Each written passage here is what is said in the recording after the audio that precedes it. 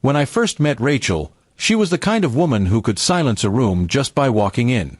Confident, kind, and full of warmth, or at least, that's what I thought.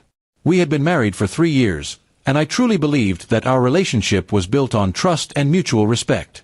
I wasn't the jealous type, and she always said that's what she loved most about me.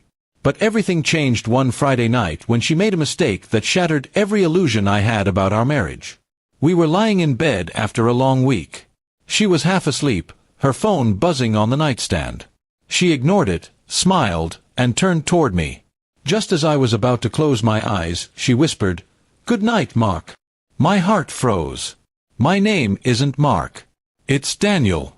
I waited, thinking maybe I misheard her, but she repeated it softly, "Good night, Mark." I didn't know what to say. I just lay there, my pulse pounding in my ears. The next morning, I decided to confront her calmly. Over breakfast, I asked, "Who's Mark?" She froze mid-bite, her spoon hovering above her cereal. Her face turned pale, then she laughed awkwardly. "Oh, come on, don't tell me you're jealous," she said. "It just slipped out. Everyone mixes up names sometimes." I tried to stay composed, but my gut told me there was more to it. "So who is he?" I asked again. That's when she rolled her eyes and said the words that burned into my mind. "He's just my ex." "It happens, Daniel. Don't make it a big deal." Her tone was what broke me. Not guilt, not apology, just dismissal. Like it didn't matter. Like I was overreacting for being hurt that my wife called me another man's name in our bed. I said nothing more, just stood up and left for work early. All day, I couldn't focus. The words, "it happens," kept echoing in my head. That evening, I checked her phone. I had never done that before, but something in me snapped. What I found wasn't a message from Mark, but old photos in a hidden folder. Pictures of them together. Vacations, dinners, intimate smiles. The timestamps showed she had backed them up after our marriage. She hadn't let go of him.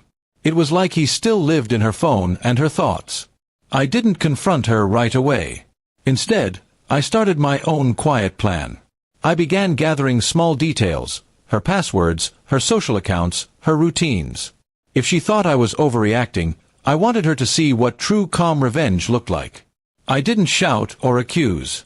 I acted normal, sweet even. That was the key. She had no idea that I was preparing to walk away and make her regret every careless word she had said. 2 weeks later, I planned a surprise dinner at home. I cooked her favorite meal, opened a bottle of wine, and played soft music. She was smiling, relaxed, thinking everything was fine again. After dinner, I brought out a small gift box and handed it to her. She opened it with excitement, expecting jewelry. Inside was a USB drive. "What's this?" she asked, confused. I looked her in the eye and said, "It's everything you left behind with Mark. Photos, messages, memories. I've deleted them from your phone and your cloud. You can keep them now, far away from me." Her face fell instantly. "You went through my stuff," she said sharply. I nodded. "Yes. The way you went through my trust." She tried to argue, saying I was invading her privacy, that I was being dramatic. But before she could finish, I handed her an envelope. Inside was a copy of the apartment lease, with her name removed. I had already spoken to the landlord and made arrangements to end our joint contract. My lawyer friend helped me start the separation process quietly. Her expression turned from anger to shock. "You're ending it over a name," she said, almost shouting. I smiled calmly and replied, "No, Rachel. I'm ending it because when you called me his name, you told me everything I needed to know, that he still lives in your head, and I'm just renting space." She tried to stop me, saying she didn't mean it, that she loved me, but her words felt empty. If she really loved me, she wouldn't have brushed it off with, "It happens." Love doesn't mix up names. Love doesn't store old memories like trophies. I packed my things and left that night. For weeks, she texted me, asking to meet, to talk, to fix things. I didn't respond. Instead, I focused on myself, my work, and my peace. My silence was my revenge. She wanted me to fight, to yell, to cry, but I gave her nothing. That hurt her more than any words could. Months later, I ran into her mutual friend at a cafe. She told me Rachel was still struggling, that she couldn't believe I'd actually left without a scene. She kept saying, "He didn't even get angry." That's when I realized I had truly won. My calm was the loudest answer to her betrayal. Now, whenever I think of that night, I don't feel pain anymore.